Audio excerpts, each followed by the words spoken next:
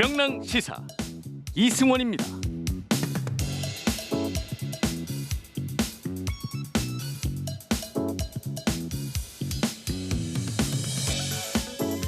눈이 내리기 시작했습니다. 퇴근길이 당장 걱정인데요. 기상청은 오늘 오후 7시를 기해서 서울 전역에 대설주의보를 발효했습니다. 서울시는 오늘 오후 2시부터 제설 2단계 비상근무 체제에 들어갔고요. 인력 8천여 명과 차량 장비 1000여 대를 제설 작업에 투입한 상태라고 합니다. 저희도 방송하는 동안 틈틈이 날씨 소식 알려드리겠습니다. 안녕하세요. 이승원입니다.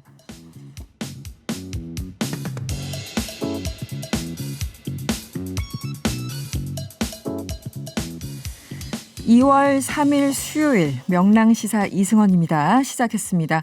오늘 명랑 인터뷰에서는요. 서울시장 보궐선거 예비후보죠. 더불어민주당 우상호 의원 인터뷰 준비되어 있고요. 뉴스 로우킥에서는 주호영 국민의힘 원내대표 교섭단체 연설 그리고 야권의 제3지대 단일화 논의까지 두루두루 다뤄보도록 하겠습니다. 또 3부에서는 코로나19 집단 감염과 변이 바이러스에 대해서 전문가 의견 들어보겠고요. 그리고 사건을 더 깊이 파보는 사건 개장까지 준비돼 있습니다.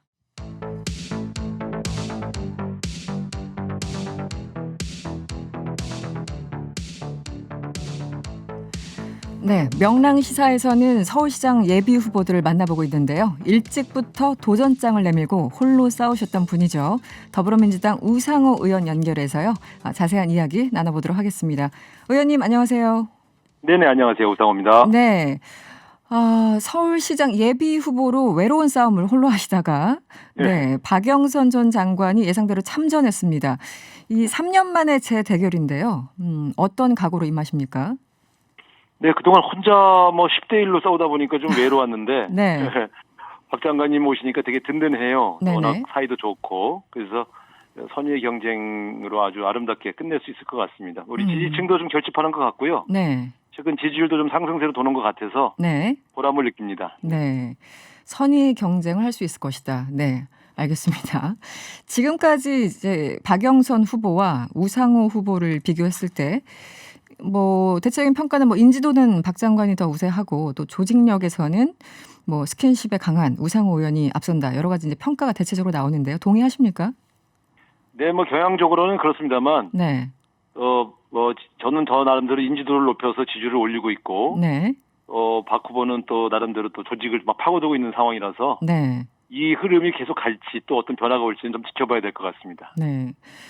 좀 질문이 그렇습니다만 초반에 지지율이 어쨌든 상당히 좀 부진하시잖아요. 박 후보에 비해서. 네. 네. 이유가 뭘까요? 아무래도 이제 인지도가 굉장히 낮은 것이 네. 결정적인 그 원인이라고 생각하고 있고요. 다행히 작년 연말에 비해서 최근 지지율이 계속 상승 중이어서 네네. 상당 폭으로 좀 좁혀가고 있는 과정으로 보고 있습니다. 그러나 아직까지도 우상호라는 사람이 2016년도 탄핵 당시에 민주당의 원내대표로서 네. 상당히 좋은 리더십을 보여주었다. 이런 것들을 잘 기억하시는 분들이 많지는 않더라고요. 열심히 홍보하겠습니다. 많지 않군요. 알겠습니다. 네. 저는 개인적으로 기억을 하고 있습니다. 네. 네. 이 당내 경선, 일단 당내 경선을 돌파해야지 이제 본선까지 나가실 텐데, 네. 돌파의 묘수가 있는지 그냥 마냥 열심히 한다고 되는 건지 뭔가 묘수를 숨기고 계십니까? 어떻습니까? 선거라는 것이 네. 큰 한방으로 해결되는 경우도 있지만, 네.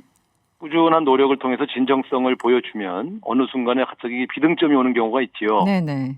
저는 이제 유튜브를 통해서 저의 인간다움을 많이 홍보했고요. 네. 또 정책 발표도 가장 잘했다, 가장 준비되어 있다 이런 평가를 좀 받고 있습니다. 네. 그리고 앞서 말씀하신 것처럼 이제 조직적으로 받쳐주는 당원들도 꽤 많이 계시고요. 네. 그래서 이제 이게 일반 지지층으로까지 확산되는 데 약간의 시간이 걸립니다만 조만간 비등점이 오지 않겠느냐 이렇게 기대하고 있습니다. 네. 분명히 야권에만 쏠리던 이제 시선들이 이제 후보들이 좀 늘어나면서 여권에도 쏠리는 건 맞는 것 같고요. 또 어제 민주당 온라인 국민 면접이 있었지 않습니까? 네네. 여기에 대해서도 여러 가지 평가가 있는데 일단 우상호 의원께서는 가장 민주당다운 후보 이렇게 말씀하셨어요. 네네. 여기서 이 민주당다운 후보는 어떤 후보일까요?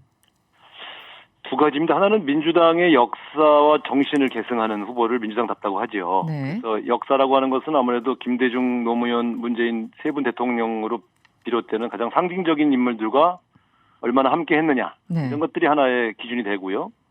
정신이라고 하면 아무래도 저희는 서민과 중산층의 정당 아니겠습니까? 네. 그래서 진보적인 가치관을 가지고 서민과 중산층의 삶을 개선시키려고 노력하는 그런 사람이 민주당당으로 보다 저는 그렇게 생각하고 있습니다. 그리고 네. 그 기준으로 볼 때 우상호가 적임자다 이렇게 홍보하고 있습니다. 그러면 지금 말씀하신 그 기준에 박영선 장관 좀 미달하는 걸까요? 아니죠. 저는 저 자신의 장점을 강조하는 거고 네. 박영선 장관님도 또 나름대로의 좋은 장점이 있으시죠. 네. 박영선 전 장관이요. 어제 이제 라디오 인터뷰에서 금태섭 전 의원도 품을 수 있다 이렇게 발언을 한 데 대해서 이제 우상호 의원께서 동의하기 어렵다, 거두어 주길 바란다라고 반박을 하셨는데요. 조금 더 설명을 해주시면 어떻습니까? 오늘 뉴스 보도에도 많이 나왔습니다만 지금 금태섭 후보는 안철수 후보와 지금 단일화를 하기로 합의했지 않습니까? 그렇습니다. 네. 그리고 나서 그 후보 단일화가 이어서 국민의힘 후보하고도 단일화를 또 하지요. 네네. 근데 이제 그 금태섭 후보가 오늘도 말씀하신 내용을 보면 그 거대 여당의 집권 세력을 견제해야 되고 네. 이런저런 심판을 해야 된다 이런 말을 했어요. 그러니까 우리를 심판해서 문재인 대통령을 흔들겠다고 하는 입장을 분명히 한 것이죠. 그런 분까지 품어서 대화를 한다는 것이 저는 잘 납득이 가지 않았고 네. 그래서 이 문제에 대해서는 좀 생각이 다르다는 생각을 말씀드렸습니다. 저는 우리가 함께 해야 할 세력은 국민의힘과 연대하려고 하는 세력이 아니고 열린민주당, 그다음에 정의당, 시대전환 같은 진보 진영을 결집시켜서 네. 선거를 승리로 이끌어야 한다고 하는 그런 생각을 가지고 있습니다. 분명히 생각의 차이가 있는 거죠. 그 지점은 확실하게 표현을 하셨더라고요. 네. 네. 알겠습니다. 그 언론 인터뷰를 보면은 지금 반전세 살고 계시는 건가요? 네, 보증금 4억에 50만 원. 지금 구체적으로 안 여쭤봤는데 감사드립니다. 네. 찐 서민 시장을 내세우고 계시고 사실 이제 뭐 반전세든 전세든 뭐 월세든 간에 혹은 또 집을 사신 분들도 마찬가지고 이제 부동산 문제에 대해서는 각기 불만들이 다양하지 않습니까? 그럼요. 네, 각각의 또 이해관계도 있고 의원님이 가장 먼저 정책 공약을 발표하신 것도 알고 있는데요. 아주 간단히 핵심적인 부동산 공약을 좀 설명해 주시면 어떤 게 있을까요? 그러니까 뭐 저는 가장 먼저 해야 할 일이 뭔가 이게 굉장히 중요하다고 봐요. 네. 누구를 위해서 정책을 펼쳐야 되는가? 아무래도 집 없는 서민들에게 희망을 주는 주거 정책이어야 되겠다 해서 16만 호 정도의 상당히 많은 양입니다. 16만 호도. 네네, 그렇죠. 공공주택을 보급해서 월세 사시는 분, 전세 사시는 분, 또 공공자가주택을 구입하려고 하시는 분들에게 저렴하게 공급하겠다 이런 계획을 말씀드렸지요. 네. 이제 일각에서는 이제 특히 야당에서는 의원님 말씀하신 이제 공약을 보면 올림픽대로 그리고 강변북로 위에 인공부지를 조성한다. 그리고 지하철 1호선 지상 구간을 지하화하고 이제 공공주택 16만 호를 공급하겠다 이런 건데 특히 올림픽대로와 강변북로 쪽은 이 가능하겠느냐라는 비판이 현실적으로 있고 좀 더 이제 거시적으로 봤을 때 1년짜리 임기의 시장이 과연 이제 의원님을 포함해서 다른 분들도 마찬가지입니다. 이 부동산 정책이 과연 실현 가능한가 이런 지적들이 있거든요. 어떻게 보십니까? 그렇죠. 그런데 이제 1년 안에 이걸 다 짓겠다 이건 말이 안 되는 얘기죠. 네네. 1년 2개월 안에는 계획을 확정하는 그런 과정이 될 것이고요. 이번에 출마하시는 분들은 대체로 다 꿈들이 한 번 하고 1년 2개월 하고 그만둔다 이런 생각들을 하고 나오신 분들은 아니라고 생각합니다. 네, 저를 포함해서 네. 이번에 당선되면 다음에 재도전을 해서 한 5년 정도에 실현할 수 있는 정책을 내놓고 있는 것이죠. 네. 지금 이런 강변도로 위에 집을 짓거나 건물을 지은 예가 뉴욕 맨하탄의 옆에 이스트 리버라고 하는 강 옆에 상당한 고층 건물과 대학, 그다음에 병원들을 지어놨어요. 네네. 그 밑으로 하루에 17만 대의 차가 지나다닙니다. 심지어 유엔 본부도 지금 그 강변도로에 그 인공 대지 위에 세운 거거든요. 네. 그래서 이미 외국에서는 이미 과밀화된 도시의 택지가 없으니까 이런 형태의 공공용지들을 활용하는 것들이 이미 많이 실현돼 있습니다. 네. 또 대한민국의 건축 기술은 세계 최고죠. 그래서 저는 이 올림픽대로와 강변북로를 전체를 덮겠다는 게 아니고 조망권을 해치지 않는 범위 내에서 1단계 공사를 해서 서민들에게 저렴하고 또 빠른 공사 기간을 약속하는 그러한 공공주택 보급론을 가지고 있습니다. 재밌는 게 코네일 메디컬 센터라고 하는 병원을 짓는데요. 네.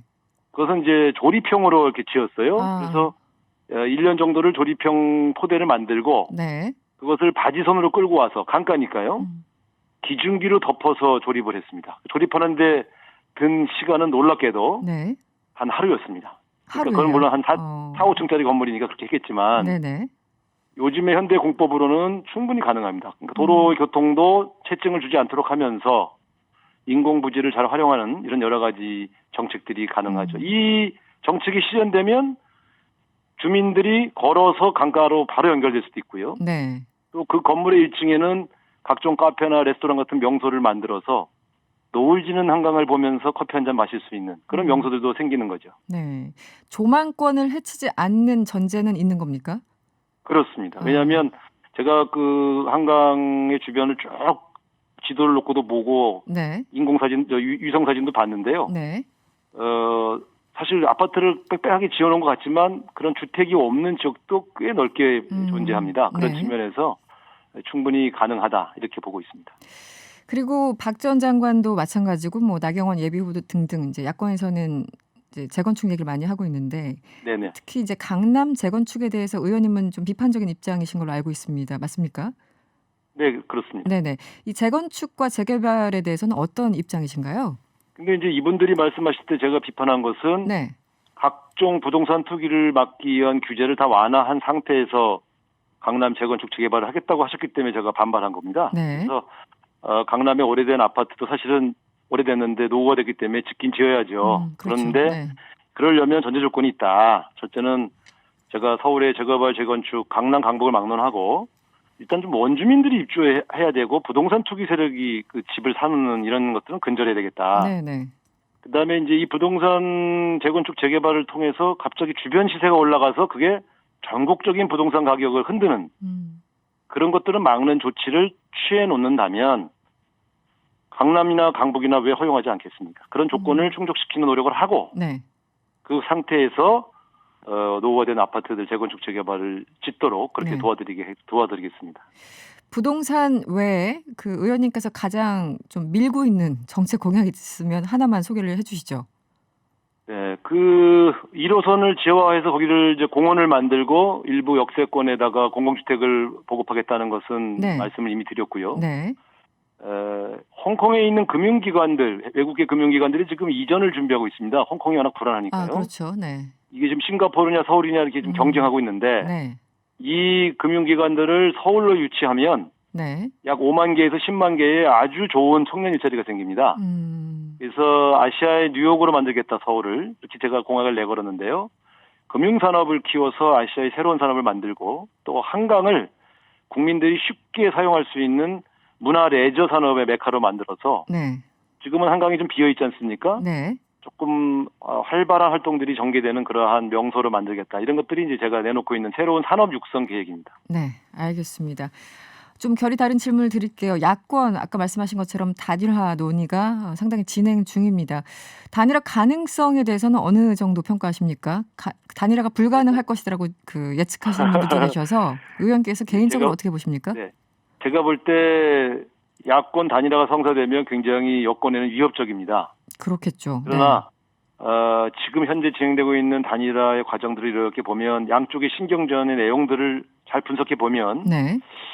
쉽지는 않겠다. 물론 모든 가능성은 열려 있습니다. 50대 그렇겠죠. 50이죠. 네네. 그러나 저도 현실적으로 단일화 실무 작업도 해봤던 사람으로서 네네. 이 이해관계를 조정하는 일이 쉽지 않겠다. 그래서 굉장히 저는 좀 비관적으로 보는 편입니다. 단일화 가능성이 좀 낮다. 네.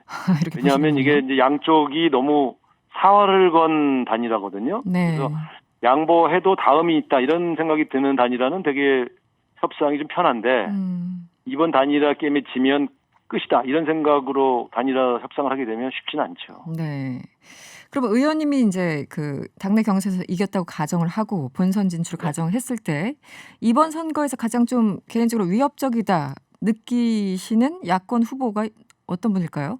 뭐 안철수 그러니까 지금 아까 말씀드린 대로 단일화 된다 그러면은 안철수 후보가 가장 위협적이죠. 왜냐하면 안철수 후보는 국민의힘 지지층 플러스 알파가 있지 않습니까? 그렇죠. 중도층. 네. 그렇기 때문에 단일화 된다면은 안철수 후보가 제일 위협적이다. 그러나 단일화가 안 된다면 박영선 후보나 우상호 누가 나가도 3자 구도에서는 승리할 수 있다. 이런 여론조사 결과가 좀 최근 어제 오늘 사이에 몇 군데서 발표됐죠. 네네. 네. 자신감이 있다. 단일화가 안 될 경우. 알겠습니다. 마지막으로 하나 여쭤보겠습니다. 이번 어쨌든 재보궐선거의 원인 제공이 민주당이었고 네. 이제 젠더 이슈 뭐 네. 그런 문제들이 계속 지속적으로 논박이 있을 겁니다. 어떤 준비를 하고 계신가요? 뭐 그 문제에 대해서는 제가 여러 곳에서 송구스럽다는 사과의 말씀을 드렸고요. 네네. 제일 중요한 거는 이제 재발 방지 대책 아니겠습니까? 네. 그래서 어느 후보의 재발 방지 대책이 가장 현실성이 있느냐. 저는 시장 직속으로 양성평등위원회를 설치해서 네, 여기서 내부 고발 시스템, 신속 대응 시스템을 만들고요.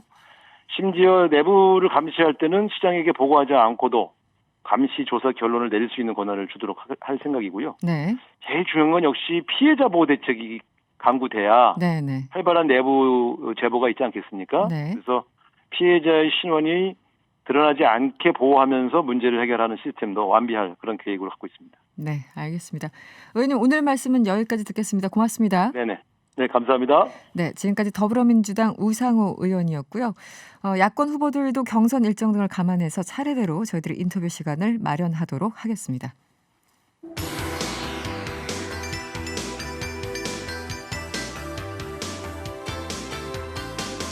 낮은 자세로 바라보며 집중 타격합니다. 뉴스 로우킥.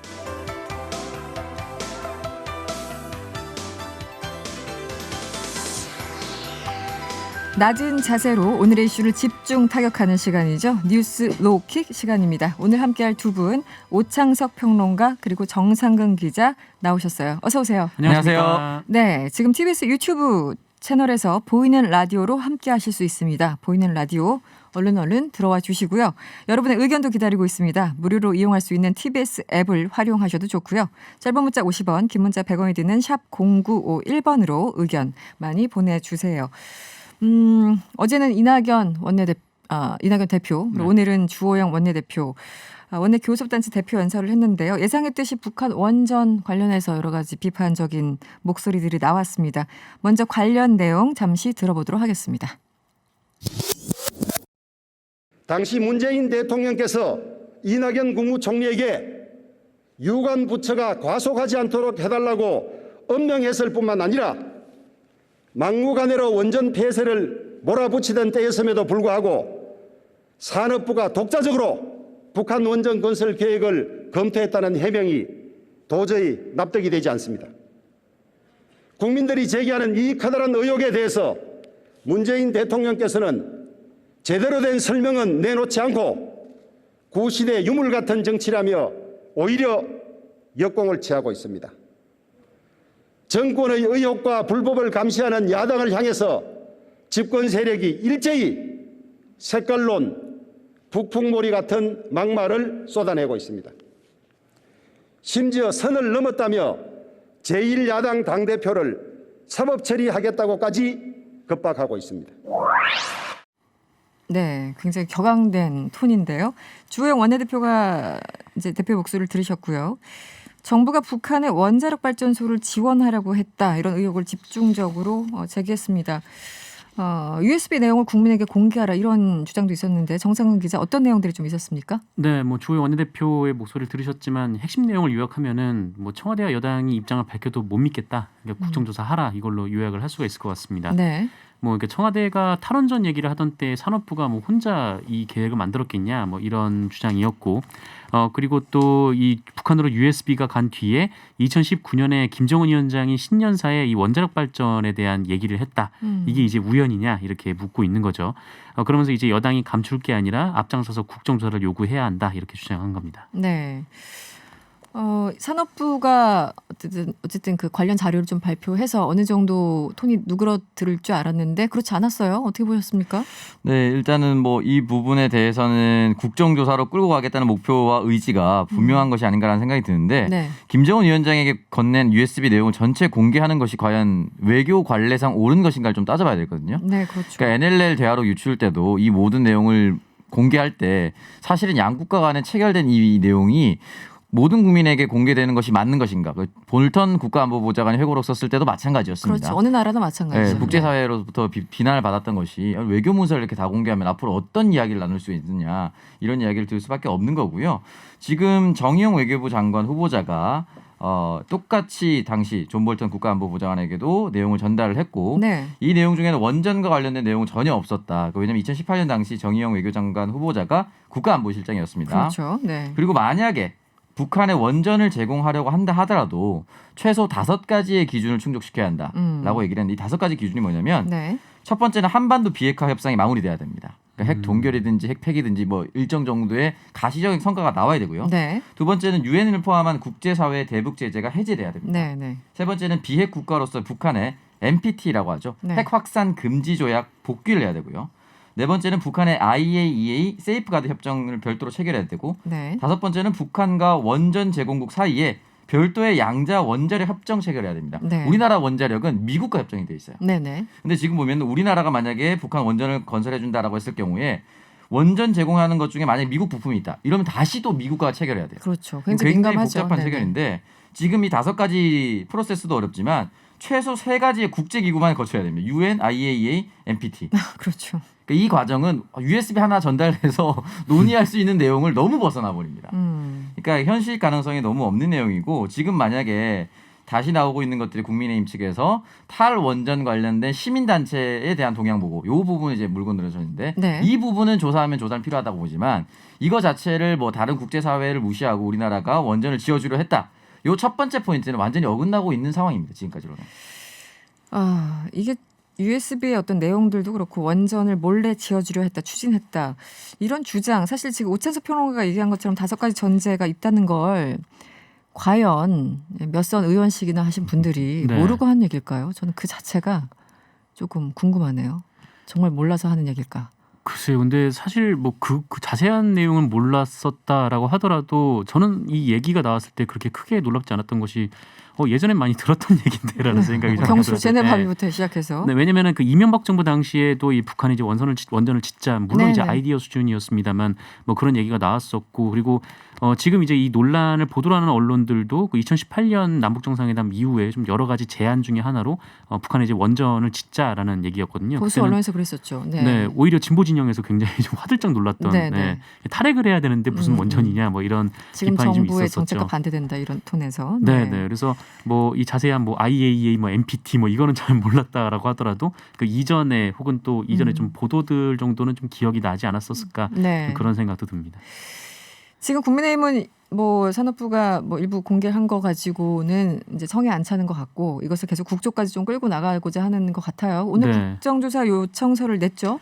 요청서를 냈습니다. 요청서를 냈는데 이 국정조사 요청서는 이 그 의석의 4분의 1, 그러니까 75석 정도 있으면은 요청서를 낼 수는 있는데 네네. 이 국정조사를 실질적으로 통과를 시키려면은 그 의원 과반수의 찬성이 필요하거든요. 근데 국민의힘만으로는 지금 과반수 찬성이 안 되는 상황이고 네. 그래서 이제 주호영 원내대표가 민주당이 나서서 국정조사를 해야 되는 거 아니냐라고 주장을 했던 거는 민주당이 찬성을 해야 이제 국정조사를 할 수가 있으니까 네. 좀 그렇게 얘기한 것으로 보입니다. 근데 민주당 같은 경우에는 이 문재인 대통령이 직접 나서서 이 문제에 대해서 입장을 밝혔는데 여기서 이제 국정조사를 받아버리면 굉장히 좀 민주당 입장에서는 이상한 상황이 되어버리는 거잖아요. 그래서 네.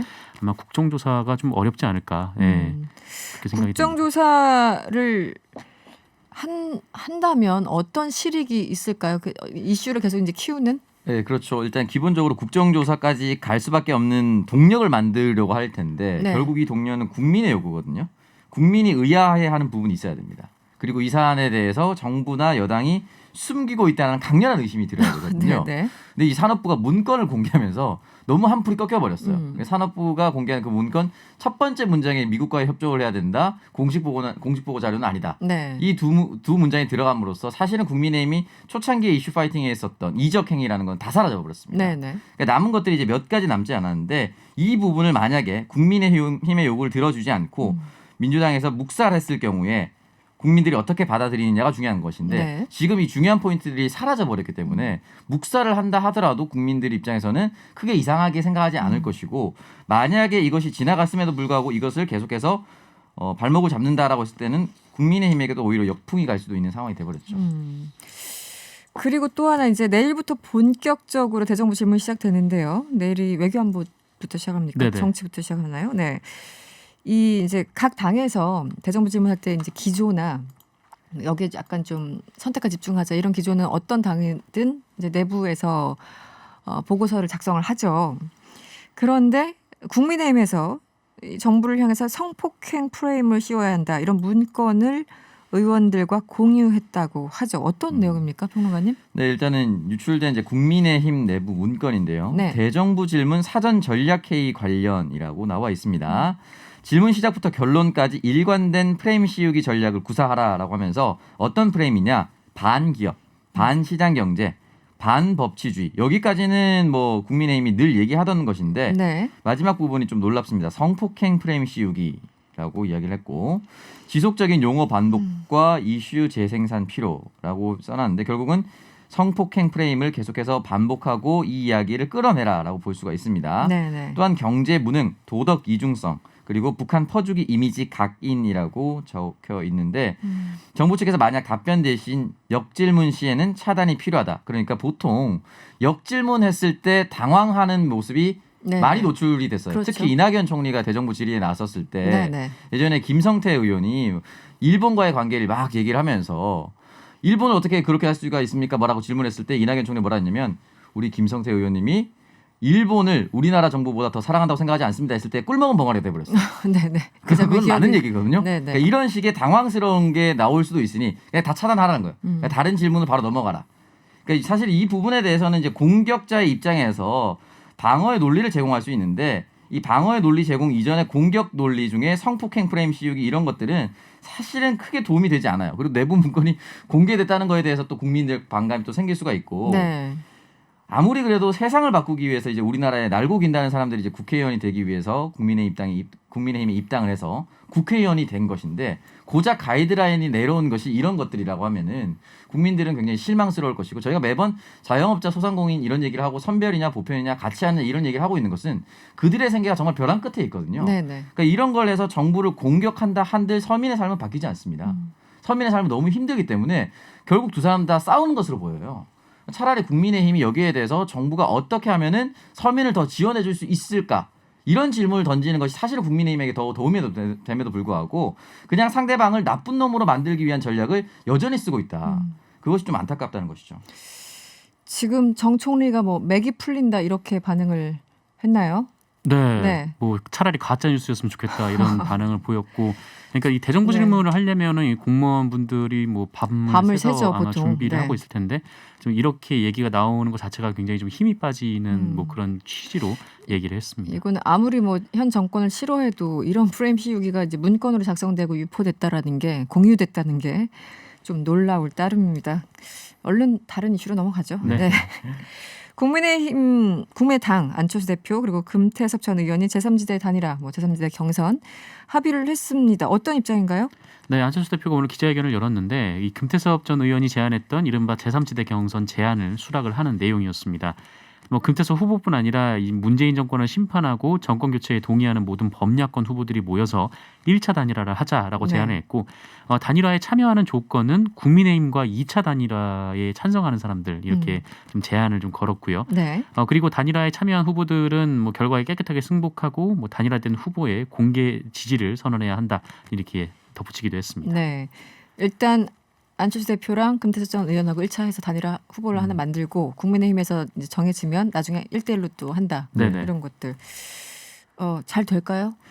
그래서 일단은 두 후보가 만약에 진심으로 나선다고 했을 경우에 이길 거라고 생각을 하고 본인은 이길 거라고 내가 지기 위해서 경선해 주겠다라고 하는 분들은 없을 겁니다. 모든 후보는 자신들이 이긴다고 생각하죠. 예, 네네. 그러니까 이긴다고 나왔을 경우에 근데 사실 냉정하게 이제 판단해 보면 금태섭 전 의원 같은 경우는 인지도는 없지만 어쨌든 정치적으로 봤을 땐 초선 의원이었어요. 네. 그러니까 정치적 중량감이 안철수 대선 후보, 안철수 서울시장 후보, 안철수 국회의원보다는 훨씬 더 낮습니다.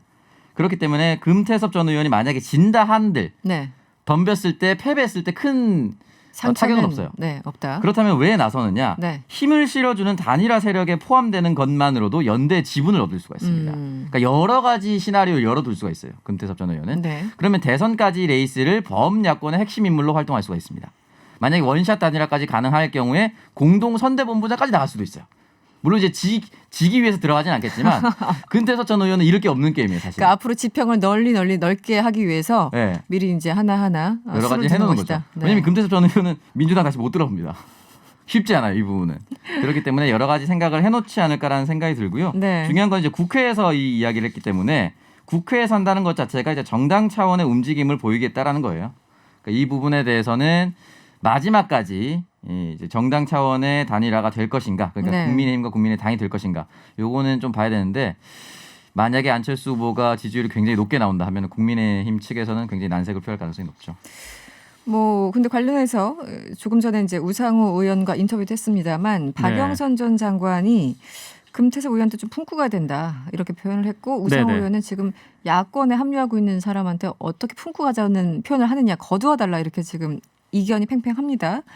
어떻게 봐야 될까요? 네, 뭐 그렇게 얘기가 좀 갈렸는데 네.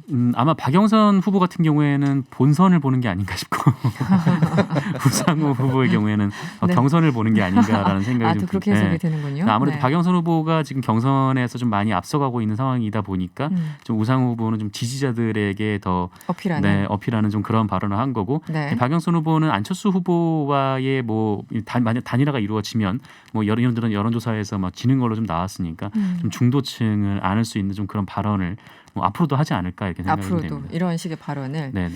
품이 넓어 보이는 포용하는 자세 뭐 이런 겁니까? 네, 굉장히 또 기본적인. 박영선 전 장관이 사실 예전에 굉장히 좀 날카로운 이미지였거든요. 좀 공격수 역할을 많이 하기도 네, 했고요. 이제 원내대표 할 때도 네, 그런 네네. 이미지가 좀 있었죠. 그랬었죠. 네. 그래서요. 지금 달라졌다. 근데 이게 민주당 틀 차원에서 나쁘지 않습니다. 네, 네, 한 네. 사람은 안 된다. 한 사람은 품어야 된다. 이런 네, 것 네. 자체가 사실 같은 정당에서 일어나면 네. 외부에서 볼 때는 사실은 그게 더 진짜 품이 커 보여요. 싸우는 것마저도 이제 포용될 수 있고 이 두 사람이 만약 예비 경선에서 누가 진다고 해서 탈당을 하거나 이런 사태는 벌어지진 않을 거거든요. 그렇죠. 네. 그러니까 이제 아마 정당 차원에서 나쁘지 않은 그런 상황이라 볼 수 있습니다. 알겠습니다. 요즘 이제 여론조사가 여기저기서 많이 나오고 있어요. 뭐 단일화를 가정한 경우 아니면 그냥 전체 다자로 봤을 경우 여러 가지가 있는데 오늘 나온 조사는 어떤 건가요? 네, 여론조사 업체 RN서치가 데일리한 의뢰로 지난달 30일부터 이틀간 성인 남녀 807명을 대상으로 조사한 결과입니다. 이 범야권이 안철수 후보를 단일화했을 경우 지지율이 39.7%, 그러니까 안철수 후보가 39.7%로 조사가 됐고 네. 박영선 장관이 33.5%, 그러니까 오차 범위 내에 우위를 보였습니다. 반면에 국민의힘 후보의 양자 대결을 붙였을 때 박영선 전 장관이 더 우세하게 나왔는데요. 이 나경원 후보와 붙였을 때는 이 나경원 후보가 31%를 얻어서 35%의 박영선 전 장관과 4%포인트 차이가 났고요. 네. 이 오세훈 전 서울시장은 27.1%를 얻어서 35.8%를 얻은 박영선 전 장관과 8.7%포인트 차이가 났습니다. 여론조사를 했으니까 이 얘기도 덧붙여야 되는데요. 네. 데일리한 여론조사 전문기관 RS서치에 의뢰 실시가 됐고요. 지난달 30일부터 이달 1일까지 서울에 거주하는 만 18세 이상 성인 남녀를 대상으로 진행했습니다. 무선통신사 가상번호 92.7%, 유선 RDD 7.4%를 혼합해서 표본을 추출했고요. 응답률 3.5%, 표본오차 95% 신뢰 수준의 플러스 마이너스 3.4%포인트고요. 자세한 내용은 중앙선거 여론조사 심의위원회 홈페이지를 참조하시면 됩니다. 내용 전달 하나 하기 위해서 네. 여론조사의 개요 이 응대라고. 얘기가 더 길었던 것 같아요. 네, 이 얘기가 지금 뭐가 중심인지 지금 모르겠어요. 앞에 무슨 얘기 하셨는지 저 잊어버렸어요, 진짜. 그러게요. 네. 네. 어떻게 보였어요, 이번 여론조사? 일단은 뭐 역시 인지도가 선거에서 정말 중요하다는 걸 네. 다시 한 번 더 깨달을 수가 있고요. 지금 안 대표로 단일화할 경우가 지지율이 훨씬 더 높게 나오는 편인데 네네. 지금 2월의 상황과 4월 선거 상황은 또 완전히 달라져 또 있을 다르죠, 겁니다. 선거는. 네. 저는 이제 결국 안철수 열풍이 다시 불게 된 것은 작년에 안철수와 올해 안철수는 저는 크게 다르지 않다고 봅니다. 근데 결국 결정적으로 정부의 이제 역할이나 정부의 실망도가 빠지면서 대안 세력에서 그 중에 가장 인지도 있는 사람으로 이제 지지율이 올라간 것이다라고 볼 수가 있는데 네. 3월과 4월에 백신의 효능이 있고 뭐 선별과 보편 지급을 통해서 자영업자들이 조금이라도 숨통이 트인다면 사실은 서울시장 선거임에도 불구하고 결국은 정부의 국정 수행 지지도가 선거에 가장 큰 영향을 미칠 수도 있다고 저는 생각합니다. 알겠습니다. 오늘 뉴스 로우킥은 여기까지 해야 되겠네요. 지금까지 정상근 기자 그리고 오창석 평론가와 함께했습니다. 오늘 고맙습니다. 고맙습니다. 감사합니다.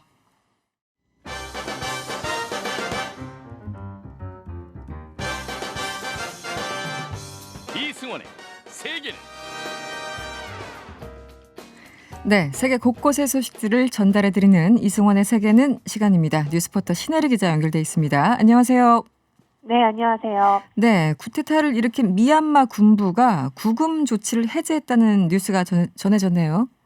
네, 네네. 오늘 그 미얀마 군부가 전 집권당 소속 의원 400명에 대해서 구금 조치를 풀었다고 오후에 발표를 했습니다. 네. 이 아웅산 수치 국가고문이 이끌었던 민주주의 민족동맹 LL당의 소속 의원들이요. 지금 구금된 이들 모두 다 석방을 하고 또 귀가 지시를 내렸다고 전했는데요. 이 의원들은 작년 11월 총선에서 모두 승리한 의원들입니다. 네. 지난 1일에 의회 개원식에 참석하려다가 이 음. 군부에 의해서 구금이 된 사건인데요. 네. 그런데 지금 가장 중요한 건 수치 고문 그리고 윈민 대통령은 여전히 구금 상태인 것으로 알려졌습니다. 네. 미얀마에서는 쿠데타에 반대하는 항의하는 냄비 시위가 있었다고 하는데 어떤 건가요? 네. 이 베란다에 지금 하나둘씩 불이 켜지더니요. 네. 아파트 주민들이 모두 나와서 일제히 냄비를 두드리기 시작했다고 합니다. 이 냄비 소리가 점점 커지면서 한 10여 분간 이어졌고요. 네. 주변을 지나던 차들도 경적을 울리면서 호응하는 모습이 포착되고 있는데요. 네.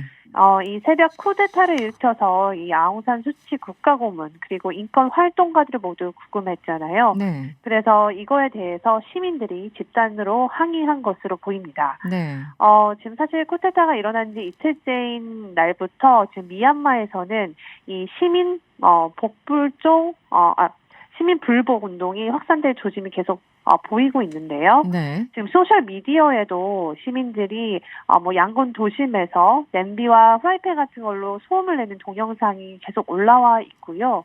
그리고 미얀마 기억해달라 이런 호소글이 계속 올라오고 있습니다. 그래서 냄비를 두드리는데 어떤 특별한 이유가 있습니까? 네, 이 미얀마에서는요, 이 냄비를 두드리는 행위가 악귀를 쫓아낸다 이런 의미가 있다고 하는데요. 이 1988년에 그 내윈 군부 정권에 반대했던 대규모 민주화 시위가 있었습니다. 이게 양곤의 봄이라고 하는데요. 네. 그때도 시민들이 냄비를 두드리면서 저항을 했었습니다. 네. 지금 미얀마도 코로나19 상황이 녹록지 않을 텐데 미얀마 의료진들이 쿠데타에 항의하는 움직임을 보이고 있다고요? 네. 그 미얀마 의료진들이요, 사실 오늘부터 파업에 들어갔습니다. 이 군부가 코로나 대유행 기간 중에 취약계층 환자들보다 자신들의 이익을 우선시한 것에 대해서 의료계가 먼저 비판을 하고 나섰습니다. 네. 우선 빨간 리본 달기 운동을 벌이고 있는데요. 이 파업에는 또 미얀마 전역 30개 도시 그리고 70여 개 병원에서 일하는 의료진이 대부분 참석했다고 알려지고 있고요. 의료진뿐 아니라 청년들도 지금 온라인 저항 운동을 벌이고 있습니다. 네. 지금 소셜미디어에는 해시태그 운동이 벌어지고 있는데요. 해시태그 미얀마를 구하라 이런 운동이 지금 벌어지고 있고요. 또 이전에 홍콩 민주화 시위대가 사용했던 이 브릿지파이라는 앱이 있습니다. 네네. 이 앱을 미얀마에서도 사용을 하는데요. 지금 쿠데타 이후에 사흘간 이 앱을 이용하는 미얀마 시민들이 100만 명이 넘어섰다고 합니다. 네네. 이 브릿지파이가 왜 중요하냐면요. 네. 인터넷과 전화가 일부 끊겼다는 소식이 이어지고 있잖아요. 네. 근데 이 브릿지파이라는 앱은요. 인터넷이 끊겨도 블루투스를 통해서 가까운 사람들끼리 메시지를 주고받을 수 있는 앱입니다. 그렇군요. 이런 기능이 있군요. 네. 알겠습니다. 오늘 말씀은 여기까지 들어야 되겠네요. 고맙습니다. 감사합니다. 네, 지금까지 신혜리 기자였습니다. 박일권 님이 문자 보내주셨는데요. 60년대, 80년대 우리나라를 보는 듯 합니다. 너무 비약인가요? 지금 정치 상황 탄식하는 문자 주셨어요. 지금 곳곳에 있는 그 눈 소식 저희들한테 전달해 주시면 저희들이 방송을 통해서 알려드리도록 하겠습니다. 네, 3부에 돌아오겠습니다. 이승원입니다. 명랑시사 이승원입니다. 명랑 이승원입니다. 명랑시사 이승원입니다. 명랑시사 이승원입니다.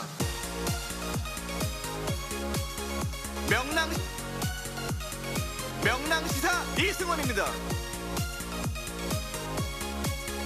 명랑 이승원입니다. 명랑시사 이승원입니다. 명랑시사 이승원입니다. 3부 문을 활짝 열었습니다. 지금 서울 전역에 대설주의보가 발령된 상황이죠. CCTV로 상암동 인근을 보니까요. 저희 이제 TBS가 상암동에 있거든요. 상암동 인근을 보니까 아직까지는 눈이 시작되지는 않은 것 같습니다. 곳곳에 좀 차이가 있는 것 같은데요. 3원 파파님께서 문자 주셨어요. 남양주시 지금 눈이 퍼붓고 있습니다. 모두 안전운전하세요. 이렇게 문자 주셨는데요. 정말 감사드립니다. 명랑시사 지금 듣고 계신 청취자분들도 계신 곳 눈 소식 있으면 뭐 비 소식도 괜찮습니다. 네, 항상 제보를 해주시고요. 7643번님. 조금 눈이 흩날리더니 의정부는 그냥 그쳐버렸어요. 이거 잘 된 거죠. 네. 도로에 염화칼슘만 뿌려져 있네요. 이렇게 문자를 주셨어요. 네. 이 시각 교통 상황 알아보고요. 다시 돌아오도록 하겠습니다. TBS 정보센터 김미정 리포터.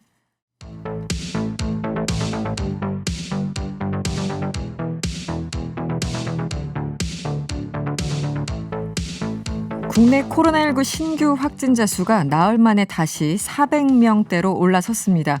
집단 감염이 연이어 발생하면서 3차 유행은 잘 잡힐 듯 말 듯 계속해서 진행 중입니다.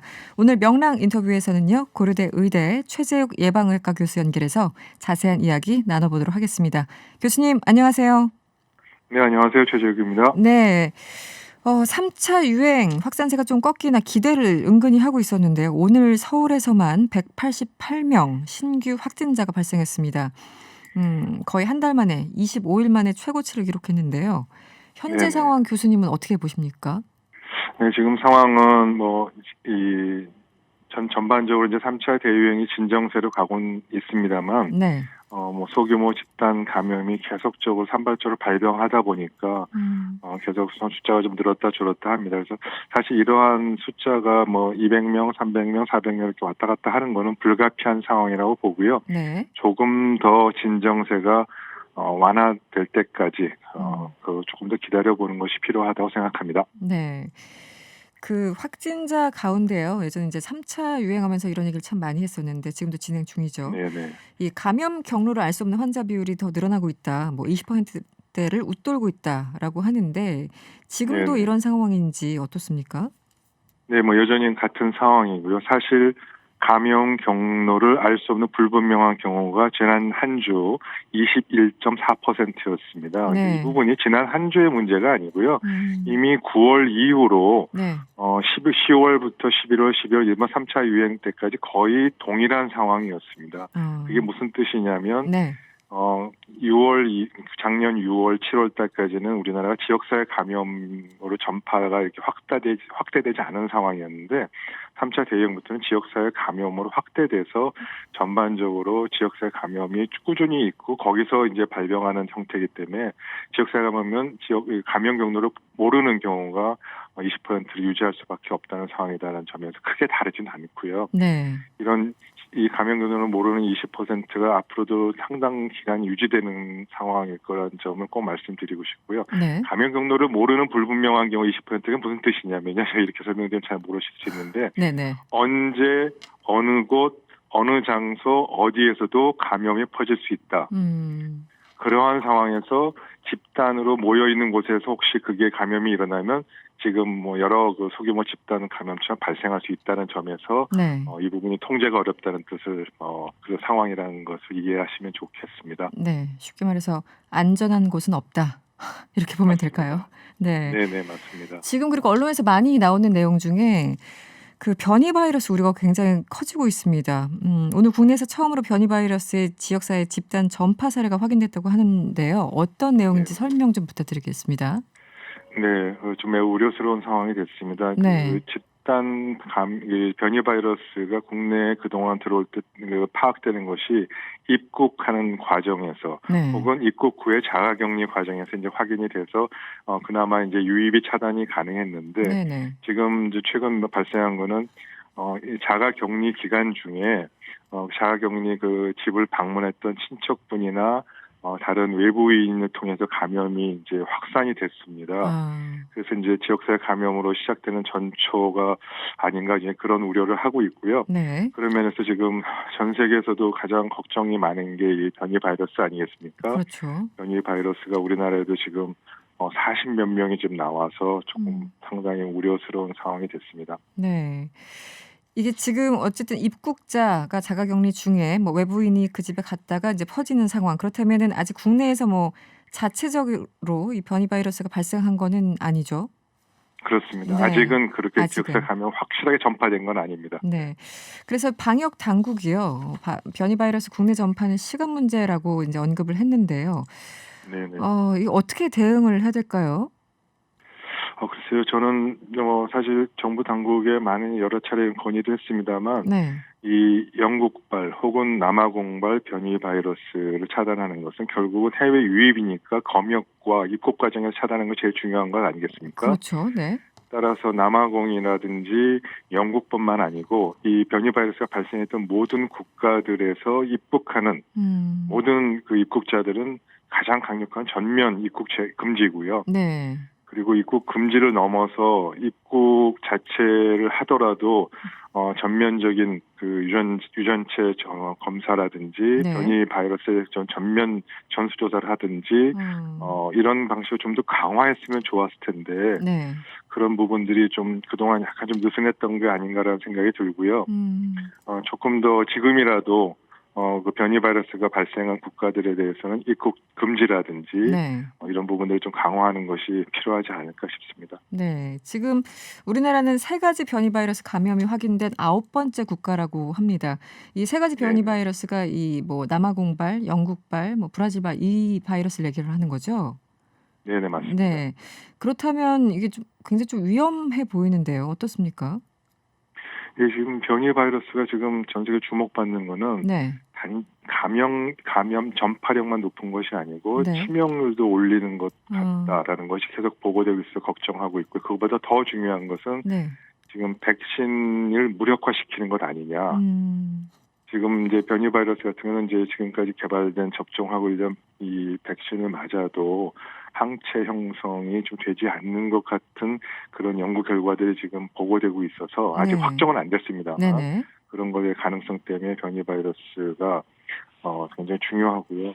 여태까지 우리나라에서 지금 여태까지 잘 열심히 관리해서 전파 차단을 막고 있는 이 현재 거리두기 수준으로 네. 잘 관리가 됐습니다. 변이가 돼서 전파력이 세진다면 그렇죠. 그동안의 방역 수칙이나 거리두기가 무력화질 수 있기 때문에 그런 점을 유의 깊게 주의 깊게 들여다보고 지금 관리를 해야 될 상황입니다. 네.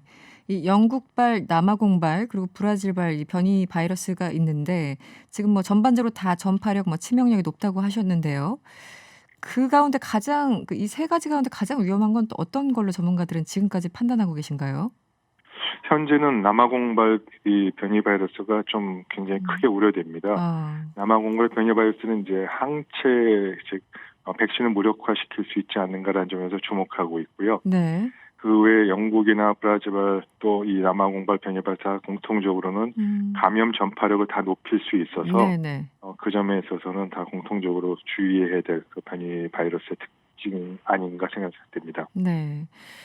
지금 각 이 바이러스들이 뭐 이 수십 개국으로 퍼져나간 다른 나라의 경우 그래서 지금 굉장히 위험한 상황인데 이러다 보니까 이렇게 조금씩 늘다 보면 또 이른바 4차 대유행으로 이어지는 것은 아닌가 이런 우려를 하시는 분들도 계세요. 교수님은 어떻게 보십니까?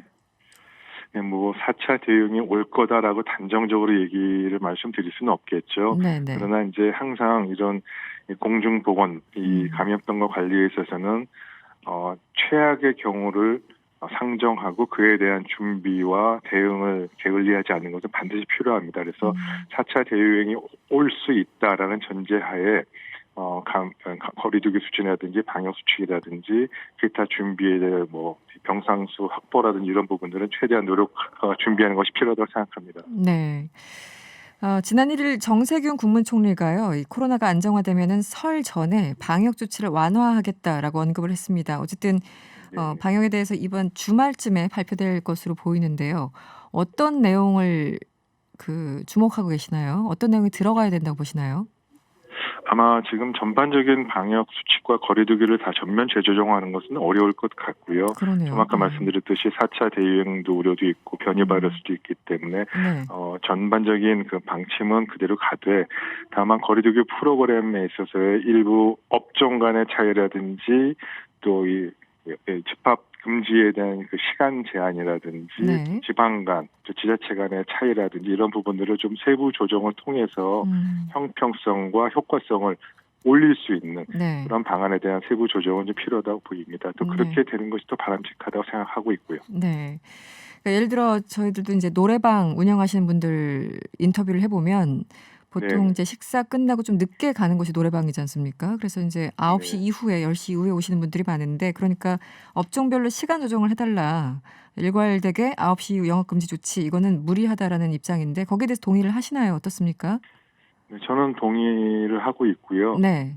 일률적으로 9시 이렇게 하다 보니까 오히려 9시 시간에 맞춰서 사람들이 이용하고 몰려 나오고 대중교통도 같이 또 몰리고 그러니까요. 이러면서 오히려 밀집도가 증가해서 전파 위험이 증가하는 이런 상황은 오히려 더 부작용이라고 보고요. 네네. 그런 부분을 세부적으로 조정해서 감염 전파 위험의 차이가 없다면 당연히 조정하는 것이 바람직하다고 생각합니다. 네. 당장 설 연휴가 다음 주 다가왔습니다. 이 고속도로 통행료를 부과하고 또 휴게소에서는 뭐 포장만 허용하고 여러 가지 조치들을 취했는데요. 네네. 이 연휴 기간 동안 확실하게 이동량을 줄일 수 있을까요? 이런 조치가 어느 정도 영향이 있을 거라고 전망을 하시는가요? 네, 뭐 그런 조치들은 불가피하다고 생각되고요. 네. 그런 조치들을 통해서 이 설 연휴를 기간 동안에 고향이나 지방 간 이동이 좀 자제되어서 하는 것은 당연히 효과가 있다고 생각하고 또 그것이 반드시 필요하다고 생각합니다. 네. 가장 중요한 것은 5인 이상 사적 모임 제한이라든지 이런 부분과 또 고향, 또 서울, 또 여러 가지 명절 연휴 동안 이 지역 간 이동을 통해서 지금 서울 수도권 지역에서 있는 이 지역사회 감염이 여타 지방으로 전파되지 않도록 하는 것. 이 두 가지가 가장 중요한 설 연휴 기간의 방역 대책의 핵심입니다. 그래서 네. 이 두 가지에 대해서 좀 국민 여러분께서 좀 이해하여 주시고 참여와 협조를 해 주실 수 있을 계기가 좀 마련됐으면 좋겠습니다. 네, 알겠습니다. 오늘 말씀 고맙습니다. 네, 감사합니다. 네, 지금까지 최재욱 고려대 의대 예방의학과 교수였습니다.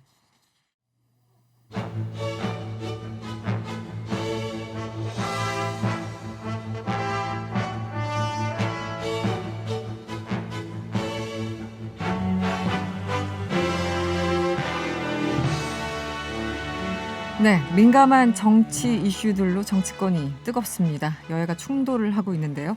정치 고수들의 여야 회담으로 하나하나 풀어보도록 하겠습니다. 오늘도 더불어민주당 박수현 홍보소통위원장 나오셨고요. 어서 오세요. 네, 안녕하세요. 박수현입니다. 네, 그리고 오늘 새로운 뉴페이스, 네, 국민의힘 법률위 부위원장을 맡고 계신 윤기찬 부위원장님도 함께합니다. 어서 오세요. 네, 고수는 아닌데 고수라고 생각했어. 일단 여기 나오시면 그냥 네. 고수입니다. 네, 오늘 많은 활약 부탁드리고요. 어제 오늘 여야 교섭단체 원내대표, 이제 교섭단체 대표 연설이 있었습니다. 뭐 각각 평가를 이제 부탁드리면 예상 가능한 답변을 할 것 같아가지고 일단 그냥 구체적으로 하나하나 짚어보도록 하겠습니다. 네. 원전 관련해서 역시나 이제 관련 발언들이 굉장히 세게 맞붙는 그런 형국인데요. 이낙연 대표는 USB에 뭐 원전이 없었다, 색깔론 펴지 말아라 이렇게 주장을 했고 주호영 원내대표는 오늘 사실을 왜곡하지 말고 국정조사를 하자 이런 그 대립각을 세웠습니다. 먼저 국정조사가 필요하다 보시는지, 네, 부위원장님 먼저. 네, 뭐 저는 아직까지는 필요하다고 생각을 합니다. 그렇습니까? 이제 네. 국회가 사실관계를 밝혀야 될 수밖에 없는 상황에 아직까지 처해 있다라고 보는 이유가요. 지금 이제 USB에 이제 원전 관련 뭐 내용이 기술돼 있든 없든 그것은 밝혀야 될 필요성이 없잖아 있어 보이고요. USB를 어쨌든 뭐 여러분이 봤다고 지금 얘기를 하시는 것 같고 내용을 주장하시려면 봐야 되는 거니까. 그다음 미국에도 또 건네줬고 이런 걸 볼 때 USB에 이제 원전 내용이 없다 하더라도 지금 두 가지 문제가 있는데 첫 번째는 원전 관련 시민단체에 대한 약간 뭐 동향을 파악한 부분도 지금 크게 이슈가 되고 있지 않지만 사실은 큰 문제라고 좀 보여져요. 네. 그래서 그 부분에 대한 국정조사가 일단 필요하지 않을까 싶고 두 번째는 북한의 원전 그러니까 전력난에 대비해서 전력 공급을 위한 남북 경협의 한 분야로 검토를 했다는 것은 다들 인정을 하는 것 같아요. 네네, 에너지 지원. 원전을 네. 검토하지 않았지만 근데 전력 생산 방법 중에 원전이 하나 들어가기 때문에 이 생산 방법에 대해서 검토를 자발적으로든 아니면 누군가의 지시에 의해든 했던 것이 아닌가.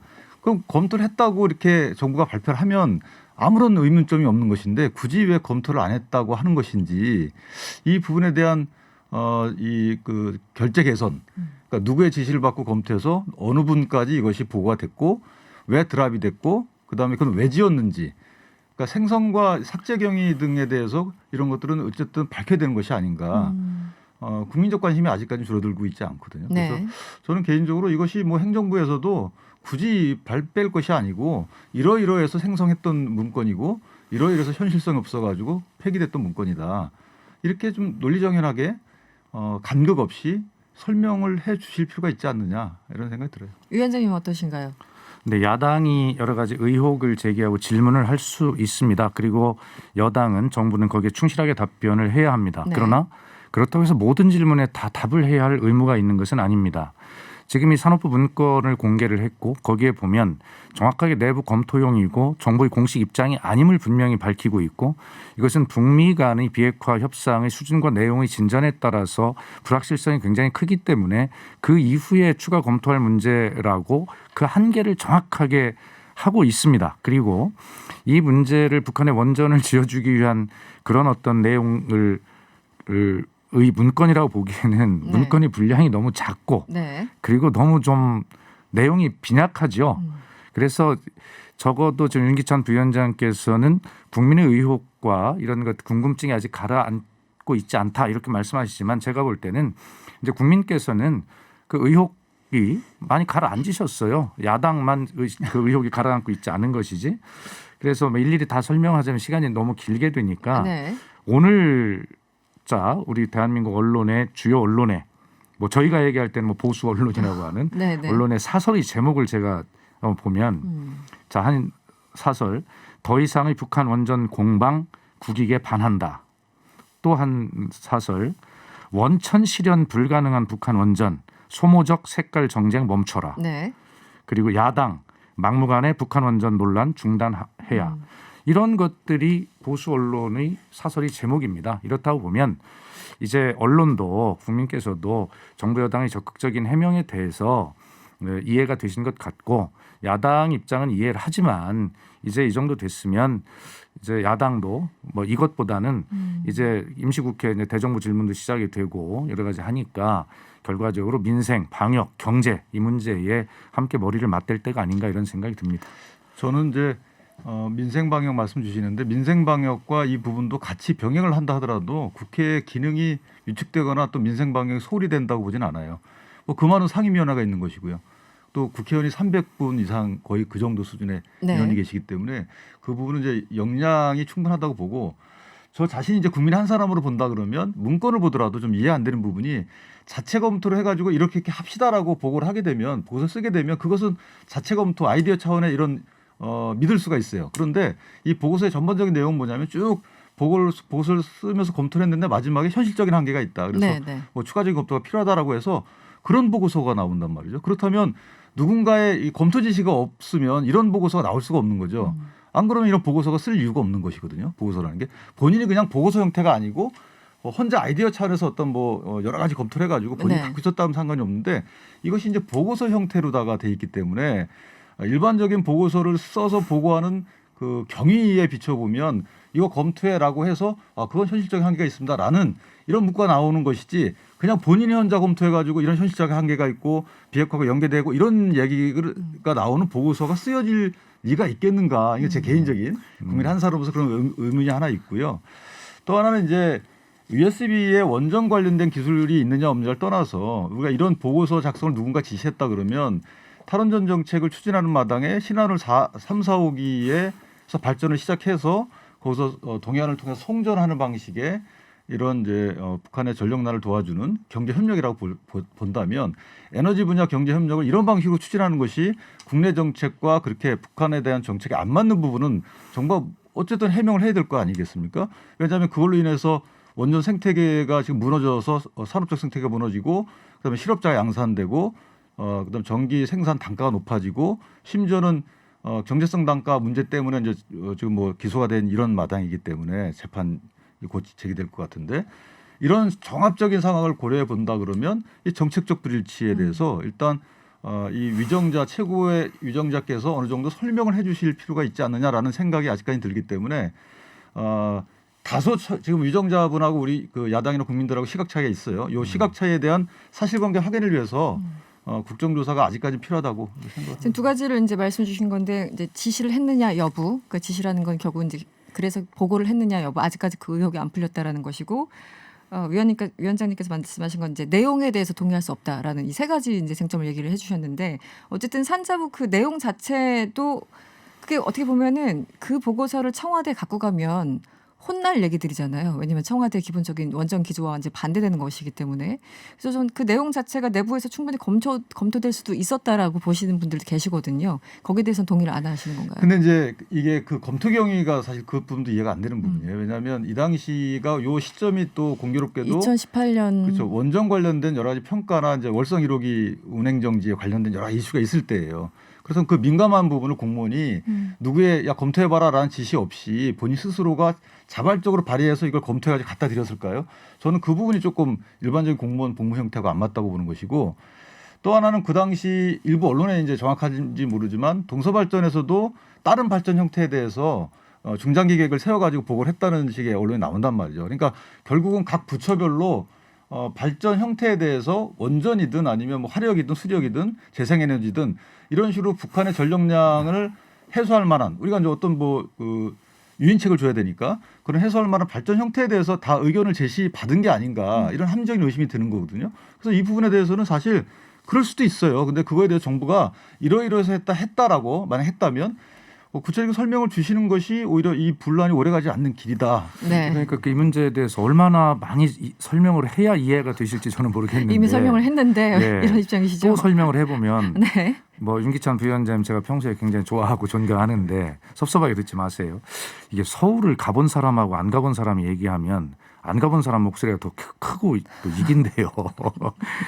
부위원장님, 이때는 이 문제 하나를 가지고 보고서를 쓰거나 검토를 하고 있었던 것이 아니라 2018년 4월 27일 제1차 남북 정상회담이 끝나고 그 결과 이행을 하기 위해서 이행위원회가 만들어져 있었고 전 부처적으로 모든 자료들을 다 만들고 낼 때입니다. 산업부와 관련한 게 있겠죠. 또 에너지 협력은 뭐 수십 년 되어온 거니까 당연히 있는 것이고요.